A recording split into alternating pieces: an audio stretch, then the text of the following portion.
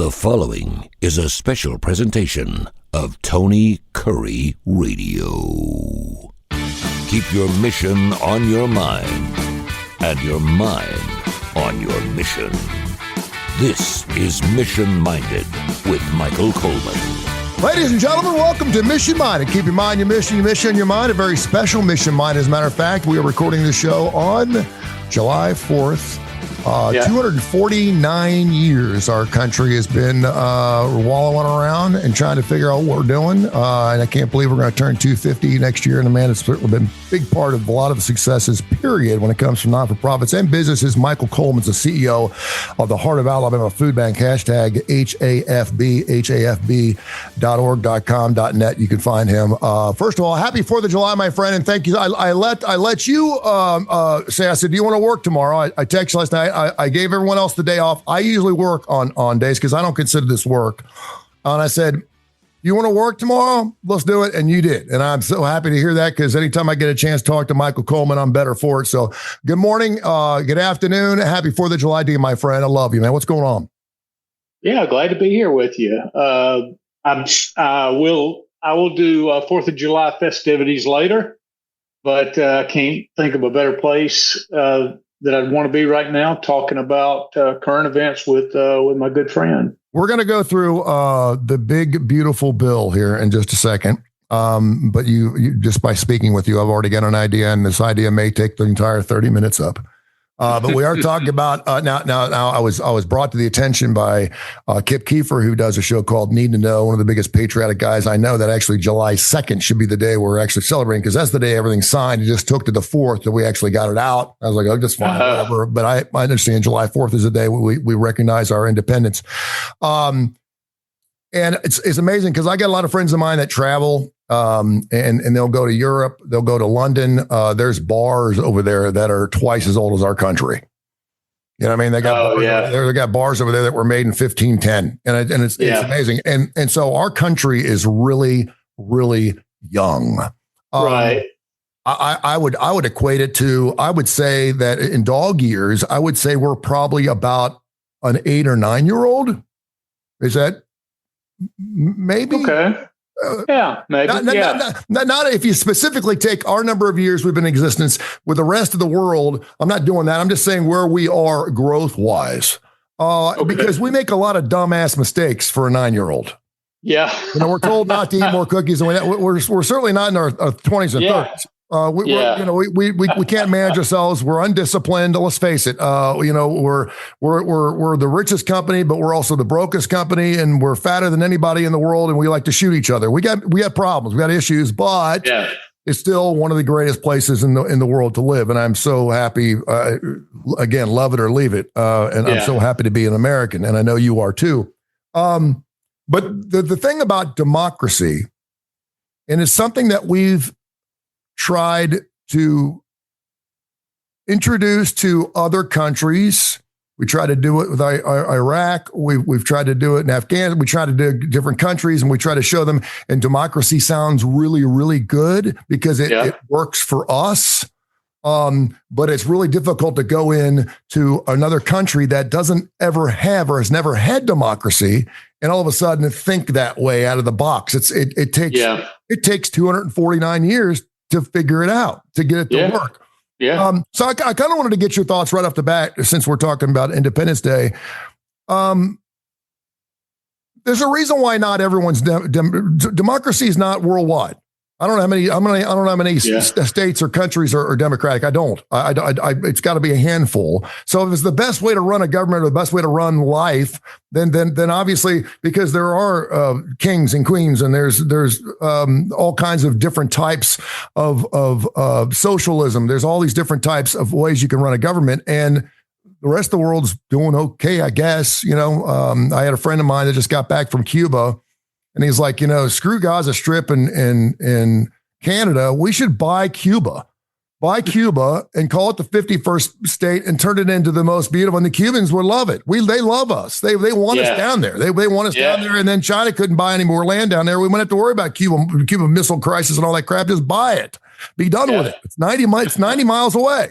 So I wanted to ask you, and I know this is an incredibly broad question. Take it wherever you want. How difficult is it? How difficult is a democracy if you're not starting from ground zero? If you're starting a brand new country, and is it fair to even try to introduce a democratic way of thinking into a society that's been living another way for hundreds of years? Wow, that's a really great question. And I will tell you, my mind has been totally changed over the years. And I will tell you where I used to be. We think, and, I think it all started under Reagan, which his geopolitical view was, let's bring freedom, because we were fighting communism. And we see the results of communism.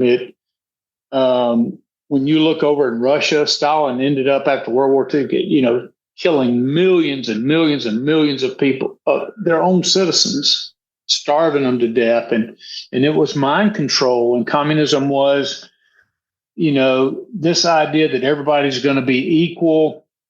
And so they're not going to have wealthy, you're not going to have poor, everybody's going to. Well, what it ended up being was you had the controlling people. You still had wealth, but it was wealth through stolen means, because you couldn't have ideas and capitalism and create your own wealth.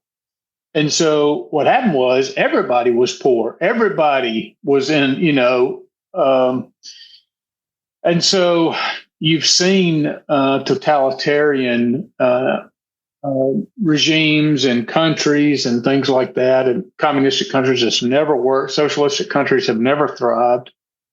So I do think this idea that we have freedoms and it is the best system of it's created more wealth, it's created more opportunities. While capitalism does have downsides where you can have greed, and that greed can lead individuals and even systems sometimes to create what some would view as being unfair. Our justice system has some great challenges, but who can find a better justice system in the world? So I think capitalism and all the freedom that it employs, we are by far the wealthiest nation, but we're the most innovative. When you look at just the tech industry alone, look at Google, Meta, Microsoft, on and on and on. It all comes from us. That's why everybody in the world wants it, because we're allowed to think innovatively. We encourage entrepreneurial thinking. So somebody that has absolutely nothing, comes from nothing, they don't have any prestige, they have an idea, and they put that idea and they go from rags to riches because they have the freedom to do what they need to do or what they would like to do. And other people support that, and boom, you get the rewards from that. So when I was much younger, I said, everybody you see, and that's still to this day, people come over to our country trying to get in because for all the warts that we have, and especially going back in our history with slavery, there's not a better place. People die to get into this country and get a taste of what we're so blessed with. Now, so you extrapolate that and go, well, everybody wants this. But what we found out and what changed my mind is when we went to Iraq. And I'm not talking about Desert Storm. I served in Desert Shield and Desert Storm. Talking about Iraq in 2003 after 9/11. I love where you're going with this too, by the way. I know where you're going. I love this. Go ahead. Yeah. So we said we're going to defeat Saddam and we're going to liberate that country. And then we're going to bring freedom to the Middle East. And what we found out was, and then we were going to do the same thing in, and they just call it nation building. We're going to go in and to Afghanistan. We're going to rip out all the terrorists. People are going to celebrate us. They're going to love us. We're freeing them, much like in World War II, where Germany had taken over France. And, when we booted Germany out of that, the French celebrated. We were liberators. They loved us. They adored America. Well, that was because they came from a system where they had, this westernized, the Western culture, 21st century or 20th century at the time, but a westernized culture that we share with Europe and, in Canada and some of those where we have advanced civilizations that have democracies and the people get a say into who's going to lead them and who's not going to lead them. So I think we were expecting we were expecting the people to love it, weren't we? I mean, to love us and to embrace it. What we found out is that changing a system of government, and we got a little taste of this because you remember when Boris Yeltsin was in, he wanted to bring Russia into a more capitalistic society. Yep. And they made some changes.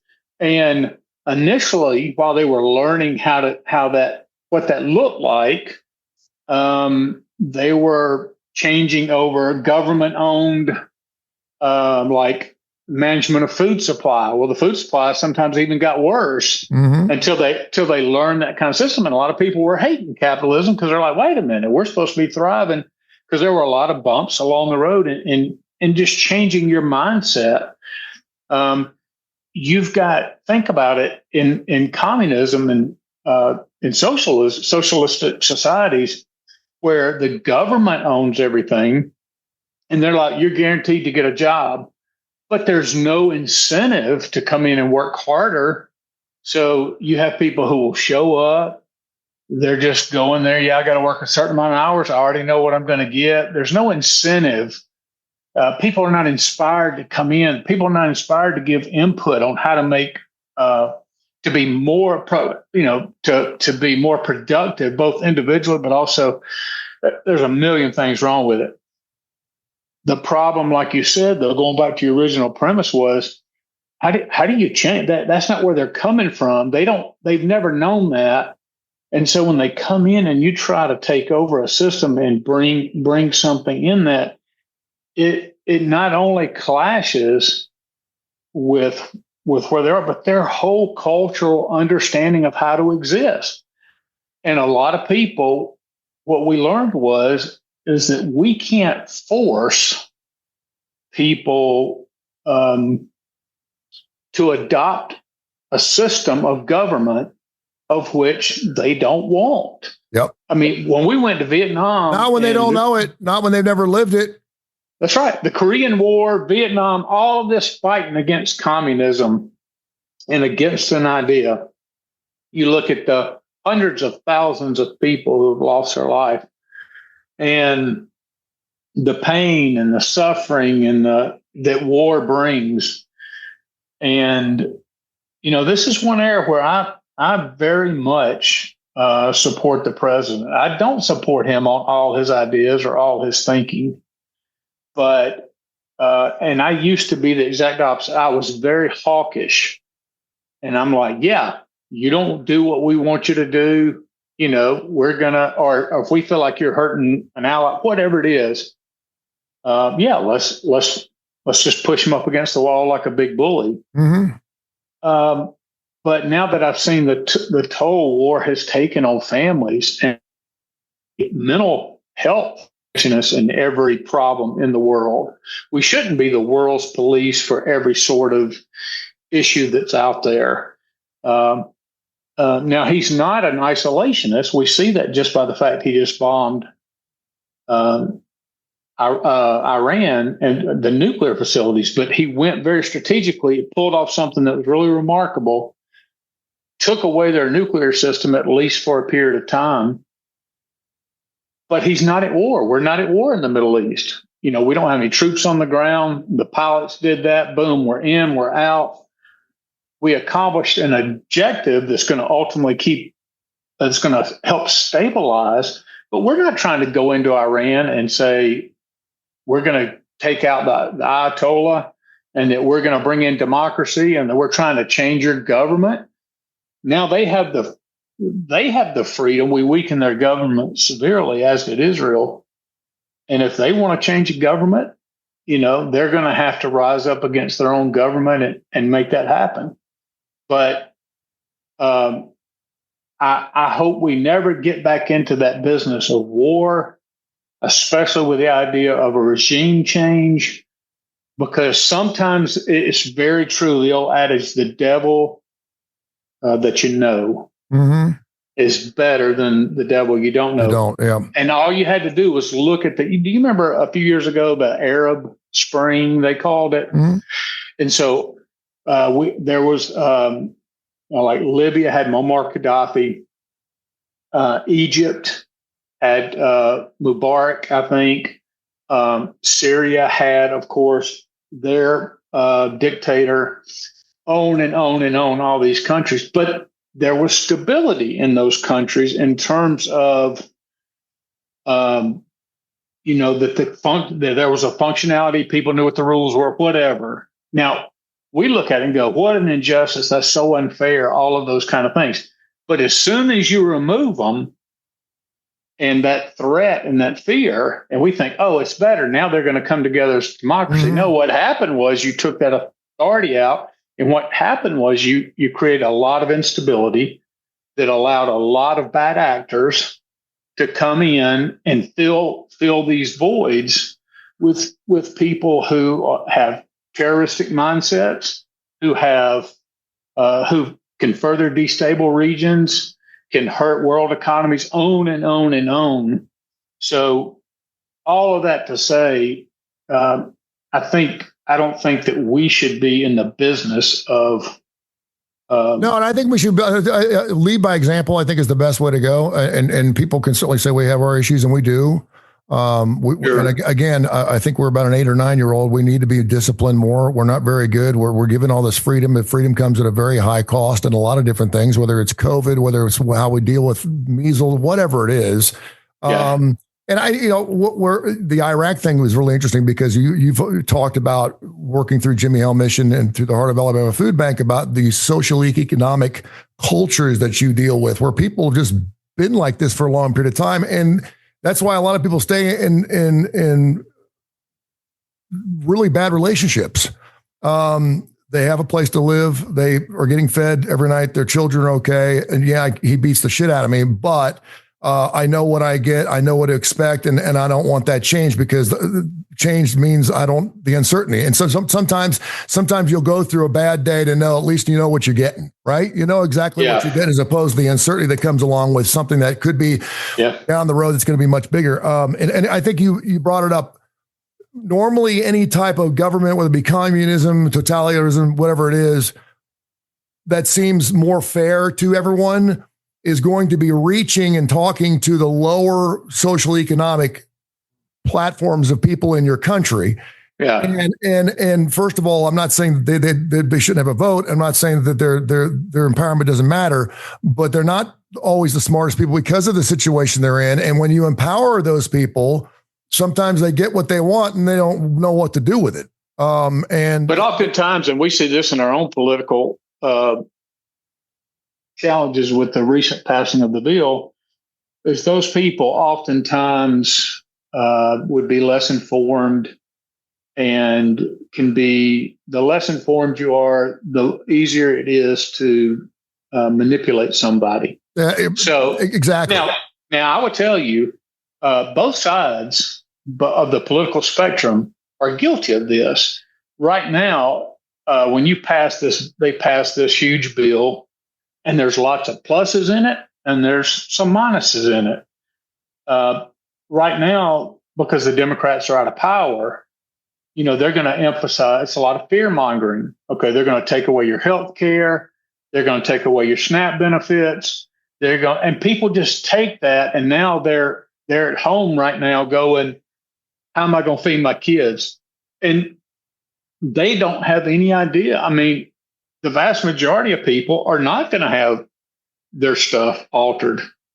A lot of things that we talked about that the bill covers are the 1.4 million people who are illegally getting Medicaid and taking up those dollars.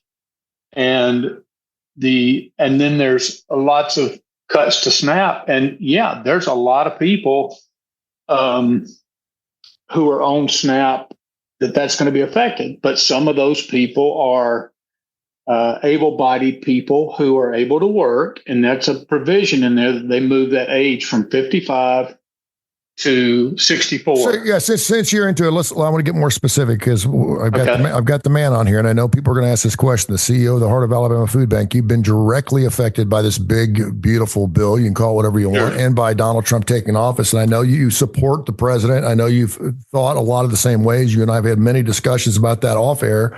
Yeah. But you have been directly affected by it because you've been affected. I'm probably going to be affected. It goes down the line.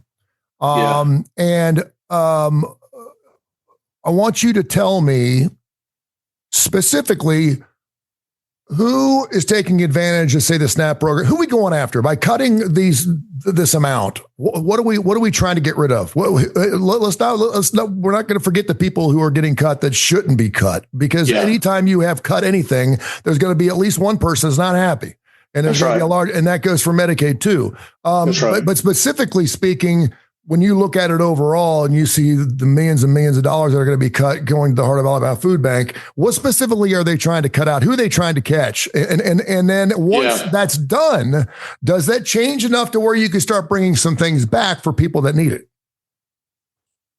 Yeah, so that's really it's really good to dig down into that, because I think there's always extremes. So let's take the extremes out. I think the vast majority of people would feel comfortable with a government who supplied SNAP or food stamps to people who, let's say the elderly, especially those who had been productive citizens but weren't able to save, barely made enough, whatever. Yes. And you get to a point. And everybody's different physical, but your physical capabilities are, you struggle. Like maybe you're just on Social Security and that's all you have. And so it's tough to live on a fixed income of, $1,000 a month or $1,500 a month. So I don't think anybody that I associate with is going to have problems with giving food supplemental benefits to seniors. I don't think anybody's going to has trouble with people, families who have kids, and those parents are working, or a single mom is working, and there's all sorts of reasons. See, when you this is the challenge. When you talk about single moms, some people think, a woman who just doesn't want to work and she sits around and has kids for. The more kids she has, the more government benefits she has. Yeah. So when you say single mothers, that's the category that a lot of people who are against food stamps will take. That's not fair. Yeah. Do those people exist? Yes, but that they aren't the problem. There's not enough of those to put a burden on the government. Yeah. We're talking about people who go through divorce. We talk about people who, because of mental health struggles or because of physical health, whatever, can't go to work every day or can't manage their life. And when we all know that when you put in their Social Security attorneys and all they do, I have a good friend who's one, and you apply for Social Security and then you get turned down it seems like almost everybody gets turned down initially. Yeah. Uh-huh. Then you have to go to an attorney, and the attorney has to apply. Anyway, the whole thing process can take 2 to 3 years. And so during that time, people are struggling, and money they don't have in the first place. Money they don't have, all those kind of things. But then a lot of times you have a mother who is working, but still it's not enough for their children. Let's say got a divorce or whatever. And so those food supplements, I think the vast majority of people are okay with people who legitimately need help.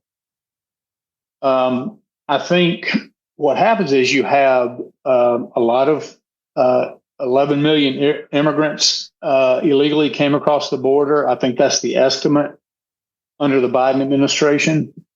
Regardless of what your thoughts are on immigration, and I'm very pro-immigration, but the burden on our society is that happened was they ended up taking, putting a lot of people on SNAP and running up that cost, taking it from other federal programs and housing them in hotels, on and on and on. Okay. It just overwhelmed our system. So now we have people on Medicaid taking up Medicaid dollars, 1.4 million, they estimate. These are the people that we think if you came into the country illegally, and now we have to support you with our tax dollars, I think most people are going to say that's not a good expense or taxpayer expense. So the question is that you can't pull out a by name. So let's say you're cutting $200 billion over the next 10 years. So that's $20 billion a year less in food stamps. Well, you can't take a by name list across our country of the millions of people getting food assistance and say, yeah, they don't deserve it. They do deserve it, whatever. We would like that. Mm-hmm. And the states are supposed to be doing that individually, determining that. But I think the federal government is saying we can't do that, but we've got a lot of people off. We got to cut them off. And so if we cut the funding, then the states then are going to get less funding. Then they have to be more responsible about who they assign the money to. Yeah. We know right now that California, Minnesota, and Illinois, 3 very blue states, in their new budgets were running huge deficits. And their response to that was, we are going to cut medical benefits and other type benefits to illegals because we've overpromised and we're running deficits now. So who does that hurt? Well, that hurts the American citizens who are wrestling with poverty. Mm-hmm. And I will tell you, I think it's even created a little bit of the backlash.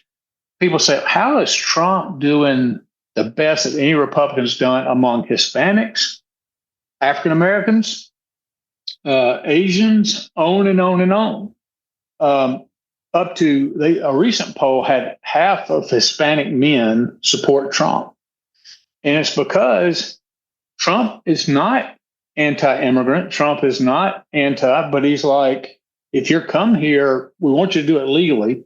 But he's even talking about how to come up with green cards for people who are helping in the agriculture industry. Mm-hmm. Yeah. We want those people to come. If they want to come and make money and better their life, I think everybody's like, yeah, why hurt our farmers? If they're going to come and do the agriculture, let's help them. But let's just come up with a system by which we can track them and they pay taxes and all that kind of stuff.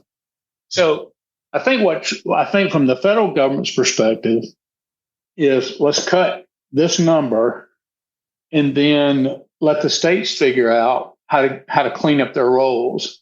Now, as I talked to you about before the show started, are people going to be who legitimately should be receiving benefits? Is it possible that a lot of those are going to be cut or somewhat going to be cut? Yeah, sure. And that's what we all hate about it. We don't want to. People who are already wrestling with poverty and doing everything they can, or seniors who are struggling, we don't want to do anything to add to their burden. I mean, my mission at the Heart of Alabama Food Bank is to lift up people and to take that burden off of them by, supplementing any assistance that they have. And the reality is a lot of people that are food insecure are about half the people in Alabama who are considered food insecure, which is they're not getting enough food, are above the SNAP level eligibility line. So half of them, what's that SNAP line? Means, it depends on your family. It depends. It's a federal standard. Depends on the number of families. Number of people in your family.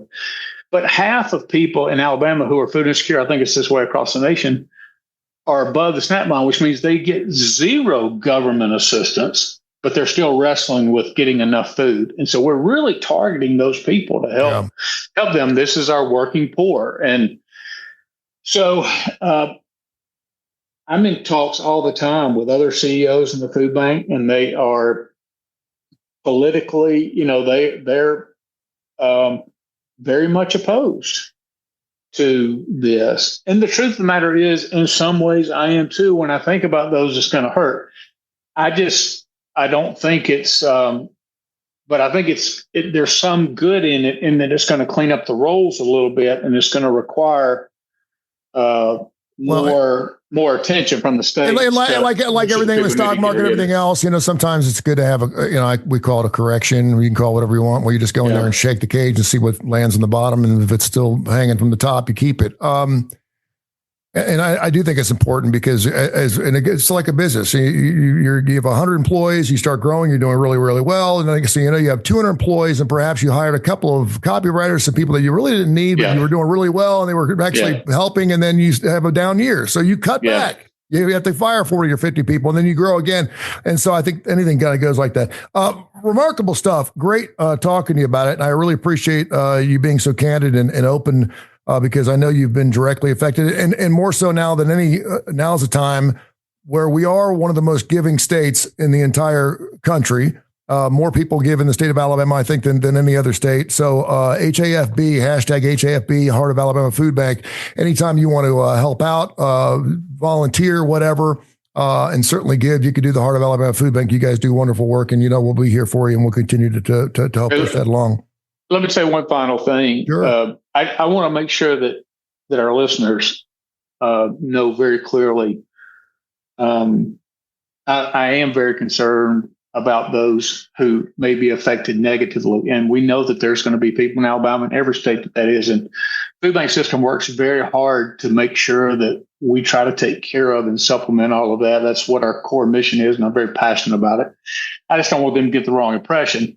We are doing a campaign right now because of our donation system and the donations that we get collected. And we actually can provide 5 meals for every dollar that's raised. So we have a campaign going on that's just where somebody could donate $6 a month. And for $6 a month, that would provide 1 meal for 30 days. Because for every dollar. So you could feed somebody. You could donate $6 a month and you would know that every day somebody's eating a meal. That's great. Because of that small gift. So what a nice way to put it too. That makes sense. It's a small gift, but it's a huge impact. So you're talking about $6. You're talking about one less Starbucks coffee a month. Yep. Would provide a meal for somebody for 30 days. It's an amazing opportunity, and we hope our listeners will go to our website hafb.org and they can click on right there, $6 a month, just a recurring gift. It'd be very helpful to us. This has been a special presentation of Tony Kurre Radio.